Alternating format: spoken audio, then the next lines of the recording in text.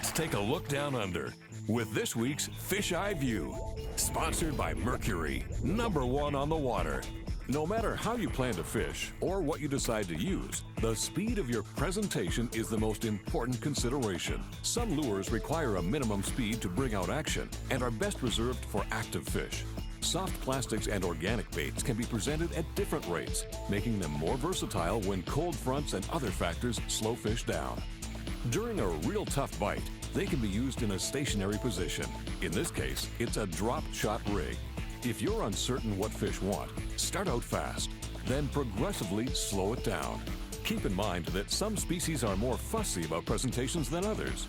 Walleye top the list when it comes to precise speed. At peak activity levels, they'll chase down fast-moving targets. For the most part, however, they prefer slow-moving food items. When casting, this can be difficult to achieve and maintain. It takes an educated hand and knowledge of your equipment. A better plan is back-trolling or drifting with the wind. This allows your bait to slide along just above bottom at a near constant rate, something that walleye are very particular about. Under a cold front or midday sun, they may demand a vertical presentation with minimal action. Call them lazy if you will, but walleye really like an easy meal.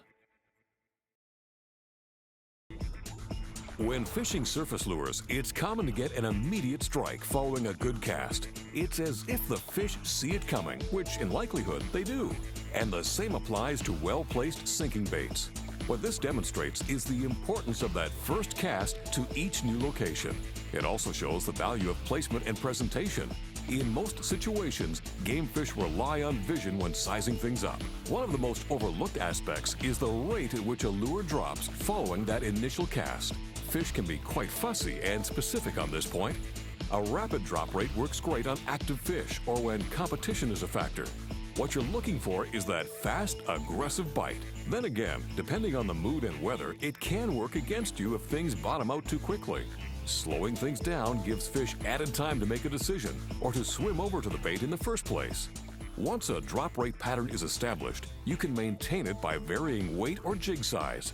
Most of us make this choice based upon water depth, but it's not quite that simple. Here, it's a tiny 1/16 ounce jig in a large tube for a slow drop to deep water. If you're uncertain what fish want, always go with the least amount of weight possible, just enough to allow accurate casting and solid contact on that all-important drop. As you know, we do all of our underwater filming with a camera on the end of a pole. Obtaining strike shots is always a challenge, but doing so with a moving camera is nearly impossible. For this reason, much of the footage for the Fish Eye View is captured from a stationary position. Vertical jigging is therefore standard procedure for us. Rather than a disadvantage, we found this to be a highly effective method for a wide range of species. Strictly limited to this technique, ice fishermen have developed vertical jigging to a real art form. Subtle changes in action make all the difference in the world. As well, keeping a good selection of baits to change it up is equally important. In effect, spending time on the ice is like a training course for refining your own techniques. To capitalize on vertical jigging in open water, it's important to first locate high percentage structure. If you're working directly below a boat, a certain amount of water depth is required as cover. Another alternative is a longer fast-action rod, 10 feet or better for pitching baits into nearby cover. You can accomplish the very same thing while fishing a lake or river from shore.